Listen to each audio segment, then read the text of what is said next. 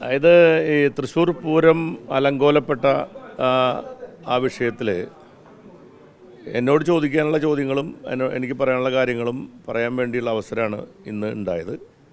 അപ്പോൾ എനിക്കറിയാവുന്ന എല്ലാ കാര്യങ്ങളും, അതായത് തൃശ്ശൂർ പൂരം അന്ന് രാത്രി ഉണ്ടായിട്ടുള്ള അനിഷ്ട സംഭവങ്ങൾ, വെടിക്കെട്ട് വൈകിയത്, പൂരം അതിൻ്റെ പ്രധാനപ്പെട്ട ചടങ്ങുകളെല്ലാം കേവലം ചടങ്ങുകളാക്കി മാത്രം മാറ്റിയത്, മേളം നിർത്തിവെച്ചത്, അതുപോലെ വെടിക്കെട്ട് നടത്തില്ല എന്ന് പ്രഖ്യാപിച്ചത്, പന്തലിൻ്റെ ലൈറ്റ് ഓഫ് ചെയ്തുൾപ്പെടെയുള്ള ആ അനിഷ്ട സംഭവങ്ങൾക്കിടയാക്കിയ സാഹചര്യങ്ങളെപ്പറ്റി കൃത്യമായ അറിവുകൾ, എനിക്ക് കിട്ടിയ അറിവുകളെല്ലാം ഞാൻ പറഞ്ഞിട്ടുണ്ട്. അതിലേറ്റവും പ്രധാനപ്പെട്ട കാര്യം, ഇതിൻ്റെ പിന്നിൽ നടന്നിട്ടുള്ള BJP, RSS, വിശ്വ ഹിന്ദു പരിഷത്ത് ഉൾപ്പെടെയുള്ള അതിനകത്തുണ്ടായിരുന്ന നേതാക്കന്മാരുടെ പങ്കാളിത്തം, ആ ഗൂഢാലോചന ഉണ്ടായിട്ടുണ്ട് എന്നുള്ളതാണ് ഞാനവിടെ പറഞ്ഞിരിക്കുന്നത്. അതിന് ഉപോത്ബലകമായിട്ടുള്ള നിരവധി സന്ദർഭങ്ങൾ ഞാൻ നേരത്തെ പല ഘട്ടങ്ങളിൽ നിങ്ങളോട് പറഞ്ഞിരുന്നു. ആ കാര്യങ്ങളെല്ലാം അവിടെ സൂചിപ്പിച്ചിട്ടുണ്ട്.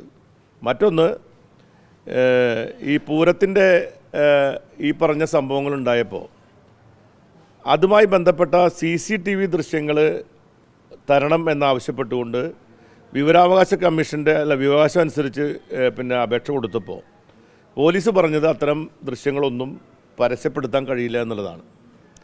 അതിൻ്റെ അർത്ഥം ആ ദൃശ്യങ്ങൾ പോലീസിൻ്റെ പക്കലുണ്ട് എന്നുള്ളതാണ്.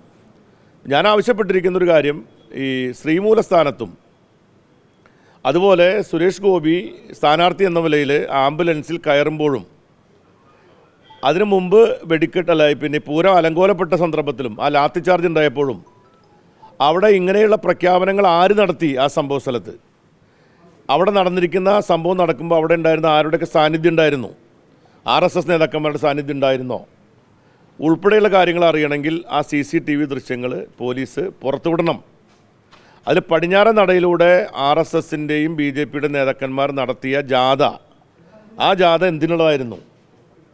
അന്ന് നടന്ന ചർച്ച, 3 മണിക്ക് മുമ്പ് നടന്ന ചർച്ചയിൽ RSS BJP നേതാക്കന്മാർ ഞങ്ങളെയും പങ്കെടുപ്പിക്കണമെന്ന് പറഞ്ഞുകൊണ്ട് ആ മീറ്റിങ്ങിനകത്തേക്ക് തള്ളിക്കയറി. ആ മീറ്റിങ്ങിൽ അവരെ കടത്തി വിടാതിരിക്കുകയും തിരുവമ്പാടി ദേവസ്വത്തിൻ്റെ ആളുകളുമായി അന്ന് നടത്തിയ ചർച്ചയിൽ എടുത്ത തീരുമാനം എന്താണ്? ആ തീരുമാനം തിരുവമ്പാടി ദേവസ്വം മുന്നോട്ട് വെച്ച എല്ലാ ആവശ്യങ്ങളും അംഗീകരിച്ചുകൊണ്ട് തന്നെ വെടിക്കെട്ട് പുലർച്ചെ തന്നെ നടത്താൻ വേണ്ടിയുള്ള തീരുമാനമാണ് അന്ന് ജില്ലാ ഭരണകൂടവും കൊച്ചിൻ ദേവസ്വം ബോർഡ് പ്രസിഡന്റ് അടക്കമുള്ള ആളുകളുടെ സാന്നിധ്യത്തിൽ എടുത്തിരിക്കുന്നത്. ആ എടുത്ത തീരുമാനം എങ്ങനെ അട്ടിമറിക്കപ്പെട്ടു? ആ തീരുമാനത്തിന് ശേഷം തിരുവമ്പാടി ആഫീസിലേക്ക് പോയി തീരുമാനം അറിയിക്കാമെന്ന് പറഞ്ഞിട്ട് എന്തുകൊണ്ടാണ് പിന്നെ തീരുമാനം അറിയിക്കാതിരുന്നത്? അങ്ങനെ തീരുമാനം അറിയിക്കാതിരിക്കുകയും പിന്നീട് പകൽ പൂരത്തോടൊപ്പം വെടിക്കെട്ട് നടത്തിയാൽ മതി എന്ന് പ്രഖ്യാപനം നടത്തിയത് സുരേഷ് ഗോപിയുടെ രംഗപ്രവേശനത്തോടു കൂടിയാണ്. അപ്പോൾ അദ്ദേഹത്തെ രംഗപ്രവേശനം നടത്താൻ വേണ്ടി അങ്ങനെ ഒരു അവസരം ഒരുക്കി കൊടുത്ത ആരാണ്? അന്ന് ഞാൻ പല ഘട്ടങ്ങളിൽ പറഞ്ഞതാണ്, അന്നത്തെ സ്ഥാനാർത്ഥി BJP സ്ഥാനാർത്ഥിക്ക് ആംബുലൻസിൽ കയറി വരാൻ തൃശ്ശൂർ റൗണ്ടിലേക്ക് പ്രവേശിക്കണമെങ്കിൽ പോലീസ് ഉദ്യോഗസ്ഥന്മാരുടെ അനുമതി ഇല്ലാതെ ഒരു കാരണവശാലും ആംബുലൻസ് കടത്തിവിടില്ല. അങ്ങനെ ഏത് ഉദ്യോഗസ്ഥനാണ് ആംബുലൻസ് കടത്തിവിട്ടുള്ളത്? അങ്ങനെ കടത്തിവിട്ട ഏത് നിയമപ്രകാരമാണ്?